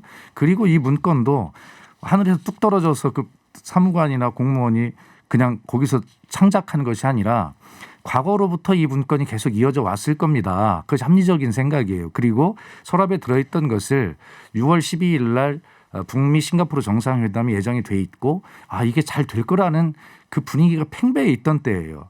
그러니까 정상회담 하기 전에 우리나라 유수의 모든 언론들이 뭐라고 쓰고 있었냐면 북한에 한국형 원전을 지어주자라는 그런 기사를 뭐 수도 없이 쓰고 있을 때예요. 그러니까 이 공무원은 정상회담이 끝나고 자기가 맡은 분야에 뭔가를 이행 계획을 해야 되는데 에너지 협력 이야기했을 거 아닙니까? 그러니까 자기 분야는 옛날에부터 이런 서류가 있었지 하고 서랍에서 꺼내서 몇 자 수정했을 거예요. 그런 것들이 이어지는 거고 공무원은 그런 일을 하는 것입니다. 그래서 이걸 가지고 지금 윤기찬 부위원장님이나 국민의힘에서는 그 문건, 특별히 원전을 하기 위해서 그것만, 그리고 누군가 지시를 해서 작성을 하고 그걸 갖고 토론하고 청와대까지 보고했겠지라고 이제 의심을 하시는데, 청와대에 그런 정도 문건 보고되지 않습니다. 그리고 청와대에 가보시면 뭐 그 기록이라고 하는 게 뭐 어마어마한 시스템으로 기록이 돼요. 특히 문재인 정부는 뭐 수기, 그다음에 뭐 음성 녹음, 그다음에 동영상 모든 것들이 다 녹음이 되는데, 하여튼 제가 말씀드리지만 제가 대변인 하는 동안에 이 시간 조금 다릅니다만 이런 걸 들어본 자체가 없고요. 그래서 뭐 설명을 이렇게 좀 윤기찬 부위원장 드리니까 이때는 그런 시기였습니다. 예, 이해를 좀 해주시면 제가 한 가지만 네네. 궁금한 게 네. 해당 공무원이 물론 이제 이게 우연히 그럴 수도 있어요. 제가 아까 밖에서 말씀드렸듯이 이게 뭐 과학적 원리에 따라서 막 움직이지는 않겠죠. 사람 하는 일이니까.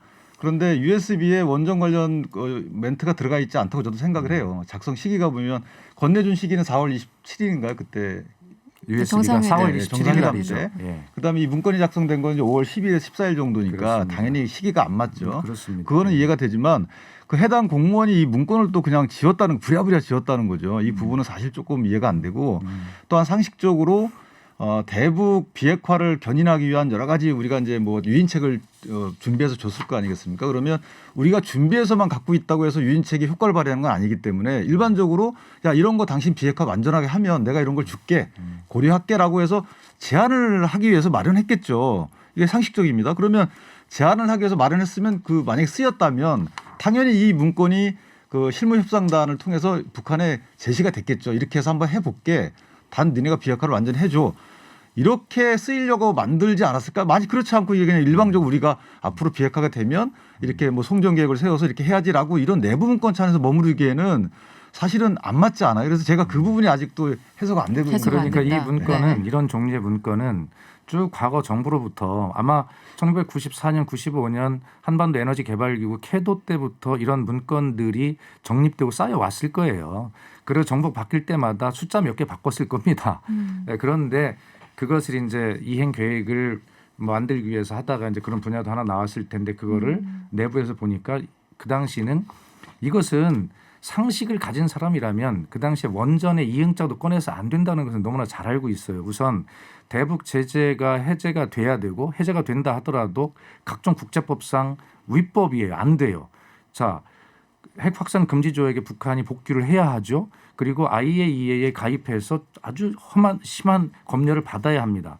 그런 것들이 국제법이다 해결이 된다 하더라도 남한이 한국형 원자로를 북한에 제공하려면 그 어떤 기술과 장비 이런 것들이 미국이 라이센스를 갖고 있는 것이기 때문에 미국 의회의 승인을 받아야 되고 이런 것들을 다 알고 있는 와중에 원전이라고 하는 실현 천영우 저 이명박 정부 때 외교부 2차관도 그제 얘기했잖아요.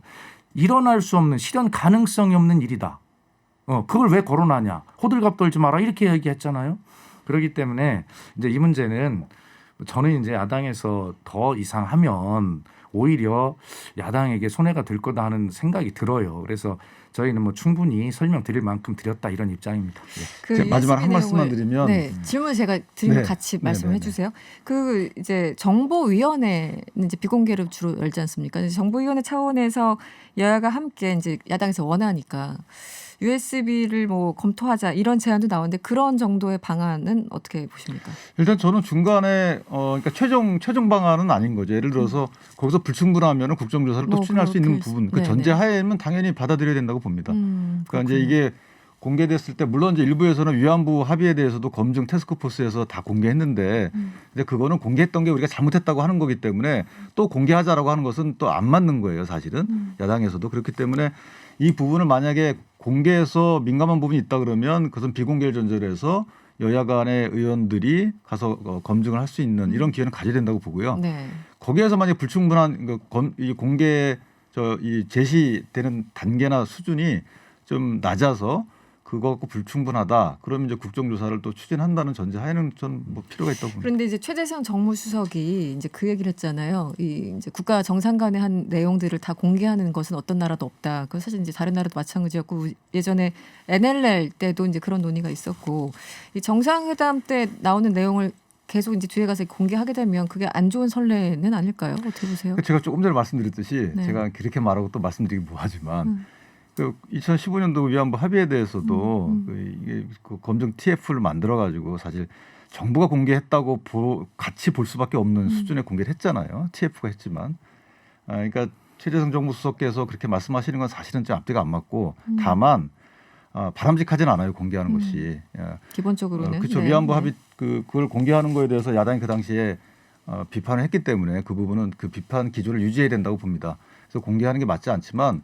그 공개하는 것은 공개가 목적이 아니고 내용을 국민의 대의기관인 국회가 좀 보고 검증하자 이런 취지 아니겠어요? 그러니까 그 부분에 걸맞는 조치는 있어야 된다고 봅니다. 공개가 아니고 비공개 형식으로 제안하신 그런 정도의 과정은 있어야 된다고 보고 거기에 덧붙여서 이제 그 원전 관련 단체들에 대한 동향도 지금 묻히고 있는데 그 부분도 사실은 현 정부 기조에 비춰보면 큰 일이에요. 이것이 동향 파괴 정도인지 민간 사찰에 이르는지는 따져봐야 될 일이지만 어쨌든 그런 거에 대해서 문제 제기를 안 하고 넘어가는 것 자체가 이상한 거기 때문에 그 부분과 연관된 조치도 좀 필요하지 않나 이렇게 생각합니다. 박수영 위원장께는 제가 또 드리고 싶었던 질문이 이제 우리는 내용보다는 톤 앤 매너, 태도에 대해서 굉장히 열받기도 하고 풀어지기도 하고 하지 않습니까? 네, 네. 최재성 수석이 야당이 명운을 걸면 공개 여부를 검토하겠다. 그러니까 뭔가 윽박지르듯이 얘기를 하고 대변인도 이제 뭐 조치를 취하겠다 이렇게 뭐 얘기를 하고 하니까 거기에 대해서 야당이 더 반발하는 것 같다는 생각은 안 나십니까? 그럼 그 이전에 야당의 태도를 한번 돌아보죠. 네. 자, 합리적인 의문과 질문에 대해서는 정부 여당이 답해야 합니다. 성실하게 해야죠. 그런 야당의 질문과 의문은 국민의 의문과 질문이라고 생각해야 합니다. 그런데 이 나온 문건 하나를 가지고 야당이 제기하는 것은 공세입니다. 그렇기 때문에 모든 질문을 똑같은 다 질문이라고 취급을 할 수가 없어요. 미안하지만. 그러면 모든 것들에 대해서 다 그런 식으로 답을 하게 되면 국가 기능이 어떻게 유지되겠습니까? 라는 것이고, 그래서 적어도 저희는 인내를 하면서도 최선을 다해서 답변을 했고, 그런데 특정 언론이 검찰 어떻게 공소장을 입수했는지는 모르지만 저희가 의심하기로는 검찰의 평소 습관대로 특정 언론에 특종으로 그 공소장을 뿌리고 거기에 네. 북한자가 들어가는 눈에 딱 띄는 아주 선정적인 그런 제목을 가지고 기사를 썼어요. 그런데 이 문제가 윤기찬 부위원장님 자료 한번 찾아보세요. 2018년 4월 27일 날 저희가 정상회담하고 USB를 건넸잖아요. 그 USB 내용, 그중에서 이 전력분해에 관한 내용이 언론에 상세하게 보도가 돼 있어요. 수력, 화력, 신재생 이렇게 다 보도가 돼 있어요. 아니 자료만 찾아오면 될 걸 왜 그렇게 자꾸 이야기를 하시는지 저희는 이것이 정상적인 의문과 질문이라고 죄송하지만 그렇게 생각하지 않습니다. 네. 네. 알겠습니다. 저희 이슈가 많아서 일단 여기까지만 하고요. 네. 지금 재난지원금 가지고 이낙연 대표가 어제 대표연설에서 4차 재난지원금 뭐 선별 보편 병행해서 이제 검토하겠다라는 얘기를 했는데 홍남기 또 부총리께서 바로 SNS에 나는 반댈세 약간 이런 톤으로 글을 남기셨어요. 이 계속 이제 티격태격하는 그런 모습인데 어떻게 보셨습니까? 저는 정상적인 현상이라고 봅니다. 건강한 모습이다. 그렇죠. 정부의 국간을 책임지다는 속된 표현을 쓰고 있는데 그런 그 수장 입장에서는 당연히 그렇게 나와야죠. 그리고 정치권에서는 또 선거가 임박해 있고 하다 보니까 그런 뭐 재정을 좀 확장하자라는 얘기를 하겠죠. 정책적 제안을 할 텐데 이제 문제는 이낙연 대표의 지위가 이중적이라는 거예요. 하나는 당 대표의 지위도 있지만 또 이제 유력한 대권 주자의 지위가 있기 때문에 다소 조금 오해를 받는 부분도 있는 것이죠. 이제 3월 9일이면 대표를 본인은 또 뭐 할 수도 있지만 어쨌든 1년 그 당원 규정에 따라서 그만둬야 되거든요. 그러니까 이재명 지사가 기본소득 재난기본소득 얘기하면서 얘기했을 때 뭐 좌측 깜빡이 켜고 우측으로 간다라고 해서 비판을 하셨단 말이에요. 방역 조치에 대해서 좀 저해가 된다라는 취지의 비판하셨는데 본인이 이제 또 선별적 지원 플러스 보편적 지원을 또 이게 두 가지 중복적으로 갖고 나오시니까 기존에 하셨던 말씀하고 또 저는 개인적으로 앞뒤가 안 맞는 걸로 이해가 되고 조금 급하게 접근하시지 않나라는 생각이 얼뜻 들었어요. 네. 어떻게 보셨습니까? 지금 이게 이제 오해가 있으신데 이낙연 대표가 분명하게 설명을 했거든요. 자, 이것을 동시에 하냐라는 문제인데 분명한 차이를 두고 이야기를 했어요. 지금 그래서 이제 그 너무 늦지 않게 충분한 추경을 마련하자를 기조로 먼저 정말 깊은 코로나로 인한 직격탄을 맞은 깊은 상처를 입은 부분들에 대해서는 두텁게 지원을 하되 그리고 코로나의 상황을 보면서 경기 진작을 위해서는 전 국민으로 재난지원금을 해야 된다라고 하는데 그 텀을 분명히 두고 얘기했거든요. 그 상황을 보면서 동시에 이걸 다 한꺼번에 주자라고 하는 것이 아닌데 그렇게 홍남기 부총리가 왜 그 말을 그렇게 알아듣을까? 저 같은 경제 전문가가 아닌 사람도 충분히 알아듣겠던데.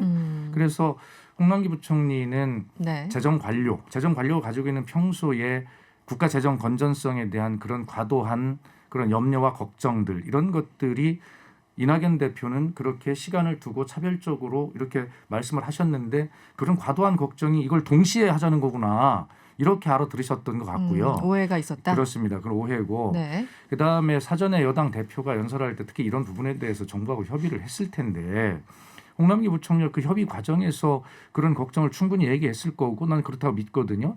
그리고 자 대표가 연설을 했습니다. 그러면 설사 어떤 의견이 좀 다른 부분이 있다 하더라도 그것은 정상적인 체계를 통해서 협의할 일이지 개인 SNS에 대고 이 기재부 부총리 경제부총리가 개인 SNS에 대고 이야기를 한다. 저는 그 내용과 형식이 다 경솔했다고 생각합니다. 맞지 않다. 예. 정의당에서는 사실 얼마 전부터 부총리를 경질하라 이런 주장을 하고 있지 않습니까? 여당이니까 여쭤볼게요. 경질을 해야 됩니까? 지금 홍남기 경제부총리께서요. 아마 한 달 반 정도인가 지나면 아마 최장수 경제부총리가 되세요. 그런데 좀 특별한 경우에 경제부총리를 맡으셨죠. 코로나로 인한 국민의 삶이 굉장히 질곡으로 떨어진 이 상황 속에서 전쟁을 치르고 있는 경제 네, 사정관인데 네. 수장인데 이 부분을 중간에 바꿀 수가 없는 거죠. 네. 그리고 또 최선을 다해서 또 경제와 방역을 두 가지를 다 뭐 아직까지는 진행 중입니다만은 선진 외국에 비해서 비교적 안정적으로 잘했다는 평가들을 받고 있는 그런 중이에요.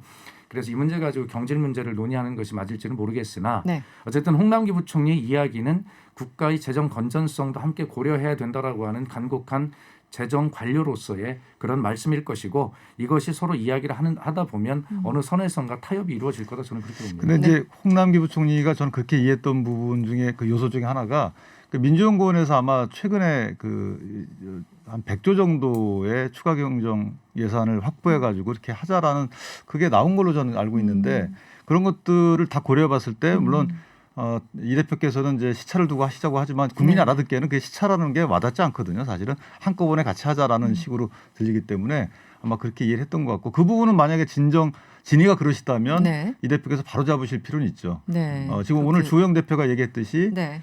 재정이 감당할 범위 내라 그러면 이제 4차 재난지원금에서 협조하겠다라고 했거든요. 그렇죠. 그리고 네. 협의 과정에서 이제 어떤 본질이 나오겠죠. 네. 그때까지 보면 될 것 같습니다. 알겠습니다. 저희 마무리할 시간이 지났어요. 오늘 여기서 마치겠습니다. 지금까지 더불어민주당 박수현 홍보소통위원장 그리고 국민의힘 윤기찬 법률위 부위원장이었습니다. 오늘 고맙습니다. 감사합니다.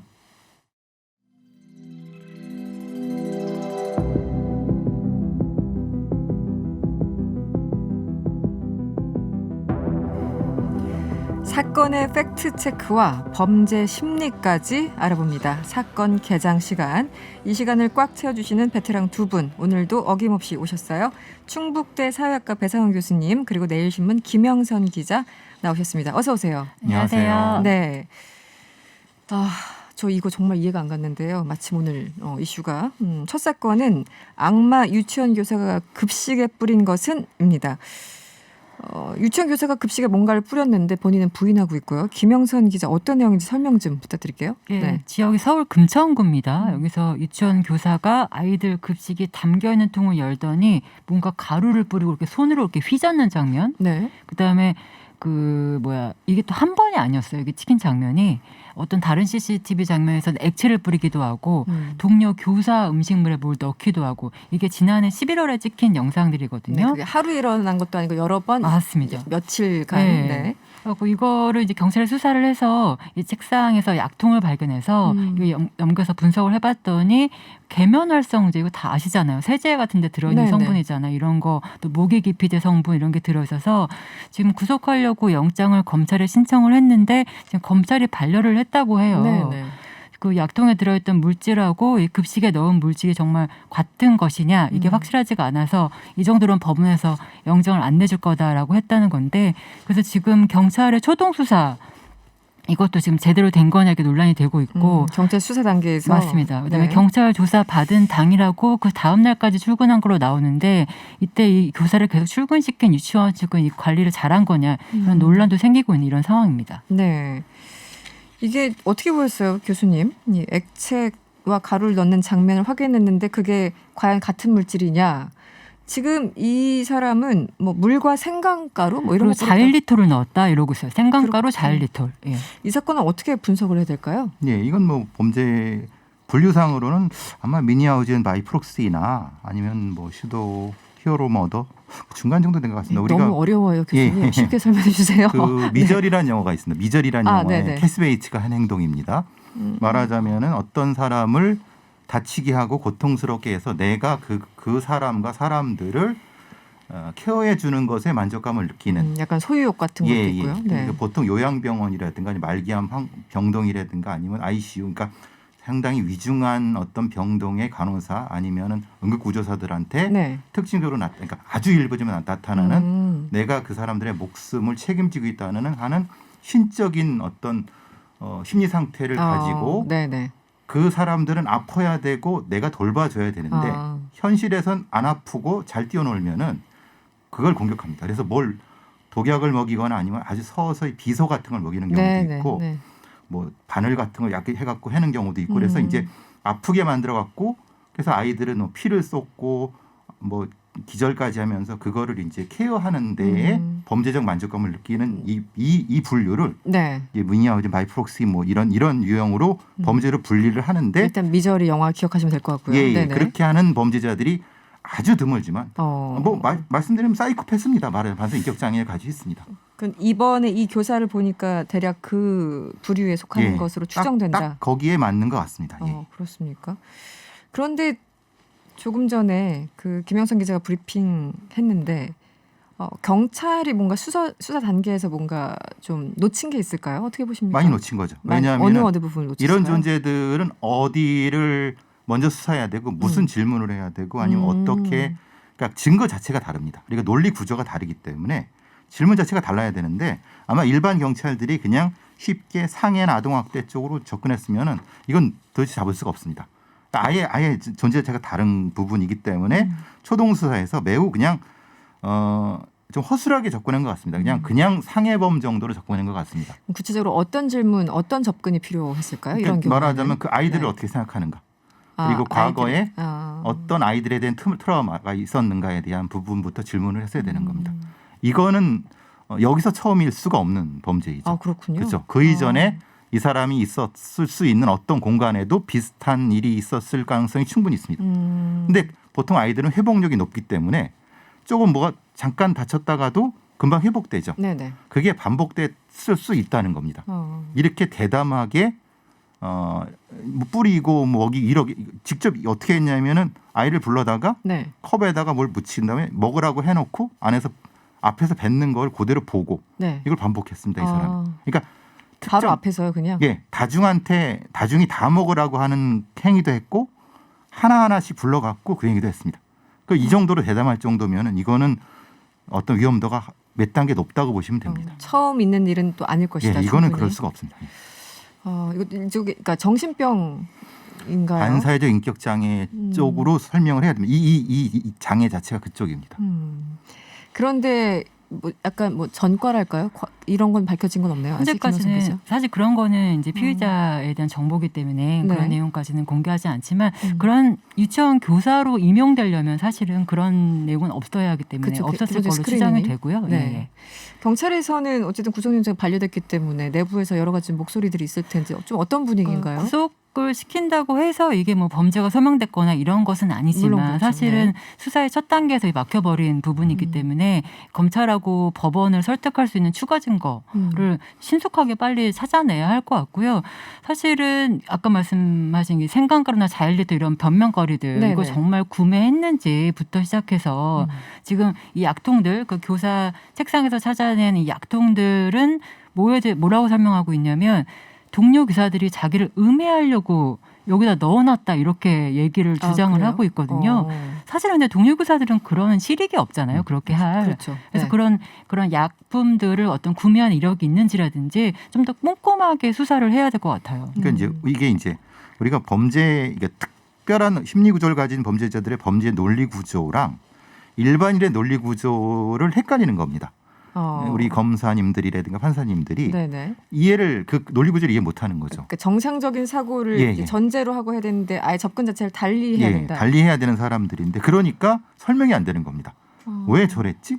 근데 그래서 우리 이런 종류의 범죄가 상당히 어떻게 보면은 연구되지도 않고 조명되지도 못하는 부분인데 문제는 존재한다는 겁니다. 그렇죠. 그러니까 아픈 아이들이 왜 아팠는지를 그냥 크다 보면 그렇게 아파라고 우리 부모들은 그렇게 했는데 지나친 경우 있죠. 많죠. 왜냐하면 근데 아이들은 말을 못하고 그러려니 하고 그 선생님은 원래 그런 선생님이야라고 생각하고 지나갔지만 1년마다 반이 바뀌니까 아이들은 그냥 계속 새로운 성원이 되는 겁니다. 이게 그래서 이게 위험한 범죄라는 겁니다. 그러면은 이런 종류의 그 비정상성을 가진 사람은 그렇게 자기가 누군가를 케어하고 하면서 뭔가 쾌감을 느끼는 거잖아요. 그 뭐 범죄적인 어떤. 그러면 폭력을 쓰거나 그렇지 그렇지는 않습니까? 물리적인 폭력까지 어떤 일정적인 이후에는 죽음까지 원하죠. 예. 거기까지 예. 원합니까? 지금 이 상태는 내가 케어할 수 있는 데까지만 공격하는데 네. 어느 단계 이상을 넘어가서 진화가 되면은 네. 그 이상의 어떤 역치가 올라가는 상태가 되죠. 여기 역치가 낮은 거죠. 자기 컨트롤 하에 놓지 못할 바에는 차라리 그렇게까지 원한다는 그렇죠. 건가요? 그래서 요양병원에서 오랫동안 이 말기암 환자들이나 어르신들이 괴롭힘을 당하다가 어느 순간인가 돌아가시죠. 근데 그 돌아가신 거에 대한 죽음을 보통 규명하지 않지 않습니까? 그렇죠. 못하고 안 하고. 그런 네. 경우를 노리는 경우도 많습니다. 이게 진짜 부모님들 입장에서 네. 애들 보내놨는데 막 이상한 거 먹고 오고 아프고 정말 억장이 무너질 것 같아요. 그러니까 이 교사 행동이 알려지고 나서 부모님들이 그 유치원에 찾아가셔서 정말 눈물밖에 안 나오셨다고 그러니까 하더라고요. 말도 안 나올 것 같아요. 예, 눈물바다였다고 하고요. 네. 특히 이 피해 아동들이 지금 17명 정도 되는데 다 특수학급 아동이었기 때문에 정말 세심한 관리가 필요한 그런 아동들이었는데 관리는커녕 무슨 수상한 가루 액체를 지금 마신 거로 됐잖아요. 그래서 네. 굉장히 안타까운 상황이고 지금 부모님들이 지금 현재 심정을 담아서 지금 청와대에 청원을 올렸는데 이런 내용들이 있어요. CCTV 돌려보니까 애들이 밥하고 반찬 더 달라고 막 이렇게 하는 장면이 있는데 정말 너무 안타까워서 주먹으로 가슴을 칠 수밖에 없었다. 특히 아이들한테는 구체적으로 어떤 증상들이 일어났나요? 지금 코피가 20분 동안 난다든지 20분이요? 네, 그리고 복통 그다음에 어지럼증을 고소하는 아이들도 있었고요. 지금 건강진단을 바로 받았다고 해요, 아이들을. 근데 받아봤더니 알레르기 수치가 그날 급식을 먹지 않은 아이들과 비교를 했을 때 14배가 높았다고 합니다. 그러니까 사실은 건강에 이상이 생겼던 겁니다. 근데 말씀하신 대로 회복력이 높아서 지금은 또 교사와 분리된 상황이 되니까 또 애들이 멀쩡해졌다고는 해요. 그러니까 몸 안에 그러니까 보통 이럴 경우 뭐 혈액이나 소변 검사를 통해서 약물 같은 게 검출되는지 그 아이들을 이제 조사를 하지 않습니까? 근데 그 시기를 놓친 거죠. 네, 놓치는 경우가 많습니다. 그리고 그걸 일부러 노리는 사람들일 가능성이 높고 회복력이 빠르기 때문에 증거를 찾기가 어렵습니다. 그게 이걸 노리는 사람들이 바로 그런 걸 노립니다. 그러니까 그만큼만 투여합니다. 딱 그 정도, 딱 그 정도만. 그 영악하게 걸리지 않게. 예. 그 부모님들은 지금 할 수 있는 게 없는 거네요, 결국은. 그러니까 경찰에서 수사를 잘해주기만을 바라고 있는 상황인데 오로지 그거 하나. 경찰이 과연 이 말씀하신 대로 수사를 제대로 하고 있는 건지 골든타임 놓친 거 아니냐 이런 지적을 많이 하고 근데 계십니다. 또 하나는 이제 이게 공립 유치원이기 때문에 이 교육청에서 이제 징계했는데 문제는 징계 불복 소송에 들어갔습니다. 지금 상태에서. 네. 직위해제 직위해제 불복 소송. 그런데 문제는 이게 소송에서 명확하게 규명되지 않으면은 다시 그러네요. 다른 데 출근할 수도 있다는 겁니다. 이게 상당히 심각한 문제가 되는 거죠. 계속 활동할 수 있다는 게 더 큰 문제네요. 교사로, 유치원 교사로. 그러니까요. 근데 거기에 대한 법적인 부분이라는 게 우리는 완비돼 있죠. 이게 빈 공간입니다. 아이들의 학대에 대한 어떤 유형 자체가 촘촘하지가 않습니다. 이런 유형도 있다는 걸 우리는 모릅니다. 그 교수님 나오실 때마다 그 우리나라가 얼마나 이 빈 공간이 많은지 범죄 유형과 분류 작업이 얼마나 필요한지를 매번 느끼게 되는 그런 사건 중에 또 하나의 사건이었습니다. 어쨌든 좀 해결이 됐으면 좋겠는데요. 알겠습니다. 두 번째 문제로 넘어가죠. 두 번째 사건, 거리에서 석궁을 쏜 사람이 있습니다. 긴급 체포가 됐다고 하는데 이건 어떤 얘기인가요? 지난달 28일 그 서울 강북구에서 벌어진 사건인데요. 이 40대 남성이 과거에 개인적 원한이 있던 사람에게 석궁을 쏘고 흉기를 휘둘러서 다치게 해서 긴급 체포가 됐고 최근에 최근에 구속이 됐어요. 11시 40분경입니다. 오전에. 네네. 네, 보니까 경찰 조사 내용을 보면 일단은 우연히 피해자를 발견했다고 주장하고 있어요. 네. 그래서 집이 자기 집의 근처였던 모양인데 집으로 뛰어들어가 석궁을 들고 나왔다라고 주장하고 있고 이런 진술이 맞는지 좀 조사가 더 필요해 보이고요. 왜냐하면 우발적이었는지 계획적이었는지 확인해 봐야 될 것 같고 동기도 현재는 개인적 원한이다라고 주장을 하고 있는데 이 부분도 일단 자세한 조사가 필요해 보입니다. 지금 그러니까 미리 준비했는지 아니면 정말 우발적이었는지 아직 그 부분은 집에 가서 무기까지 챙겼다는데 어떻게 봐야 될까요? 그건 자기 주장이죠. 그러니까 그렇죠, 우연히 지금까지. 만났다고 하는 것도 자기 주장이고 우연히 손에 잡히는 석궁을 가지고 와서 쐈다는 것도 자기 주장이고 왜냐하면 이거 형량 차이가 엄청납니다. 네네네. 다 우발적이고 손에 잡히는 다이기 때문에 이거는 우발성과 뭐 이것만 하면은 뭐 형량이 얼마 나오지도 않을 겁니다. 왜냐하면 이게 회복했고 돌아가시지도 않은 상태이기 때문에 다행히. 네. 근데 이제 문제는 석궁이라는 것은 사실은 소지 허가가 있어야 되는 부분인 거고 네. 그럼 그것을 소지를 하필 그때 왜냐하면 보통 이런 거는 경찰서에 맡겨놓거든요. 석궁 같은 그렇죠. 거. 공기청 뭐 이런 실탄총 같은 거.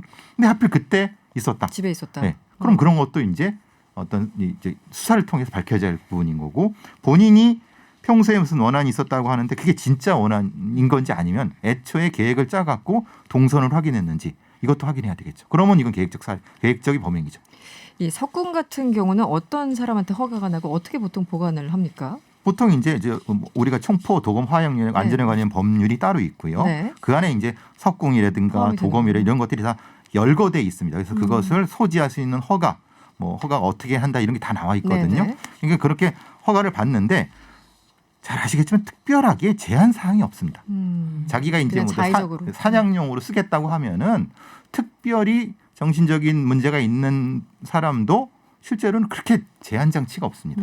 그것도 또 위험하네요. 예전 같은 경우 그런 게 있지 않습니까? 공기총이라든가 어떤 총을 어떤 누구를 살상할 목적으로 구입해서 있다가 직접 살해한 경우도 있죠. 네. 그런 게서 촘촘하게 이런 것이 총포도검에 대한 관리를 해야 된다고 하는데 네. 실제로는 그런 어떤 사는 총포도검 관련대를 개조를 많이 해줍니다. 그러니까 성능을 네. 2배, 3배가 돼요. 그러니까 공기총에다 실탄을 넣어서 쏜다든가 네네. 석궁 같은 데다 이 장력을 높여갖고 사거리를 2배 늘린다든가. 그거 진짜 살상용 예. 같은데요. 그리고 우리가 뭐 네. 람보처럼 거기에다가 화약용을 해갖고 폭발력이 있다는 거. 이게 실제 현존하는 형태인 거죠. 그런 경우는 이게 불법이잖아요. 그렇게 개조하는 거는. 그렇죠. 네.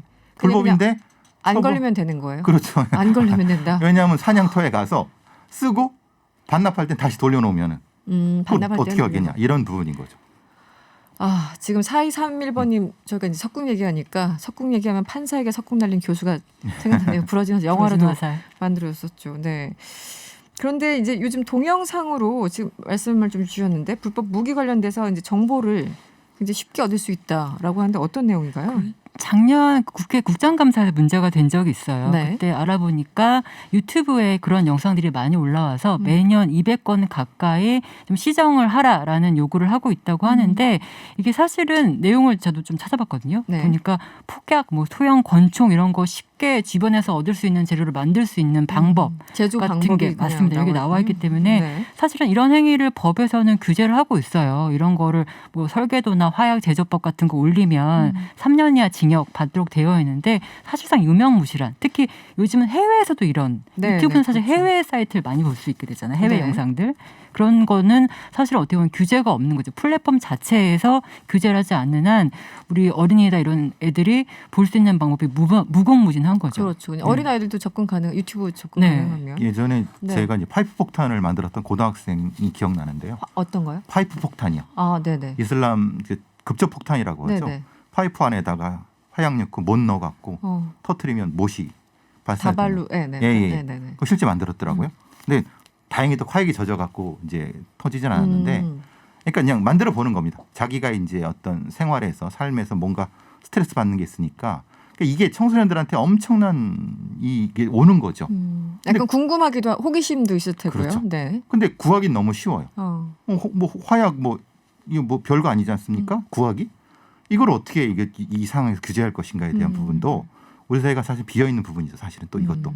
근데 유튜브에 이걸 삭제해 달라고 해도 깜깜무소식이지 않습니까? 삭제도 안 되고, 네. 또 만들고 누군가는. 그렇죠. 네.